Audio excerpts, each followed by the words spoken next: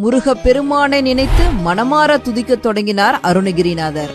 அம்பாள் சிறு விளையாட்டை நிகழ்த்த விரும்பினால் முருகனை தன் மடியில் அமர்த்தி தன் கரத்தால் அணைத்துக் கொண்டாள். அருணகிரிநாதரோட பாடலுக்கு எழுந்தோடி வர முடியாமல் அன்புக்கும் பக்திக்கும் இடையில் அல்லாடினார் முருகப்பெருமான். இந்த காட்சியை அருணகிரிநாதர் தன்னோட மனக்கண்ணுல தெரிஞ்சுக்கிறாரு. தன் பாடலோட முறையை மாற்றி பாடுறாரு. மயில் ஆடி வர அதில் நீ ஏறி என்னை வந்து காக்க வேண்டும் அப்படின்னு பாடுறாரு அருணகிரிநாதர்.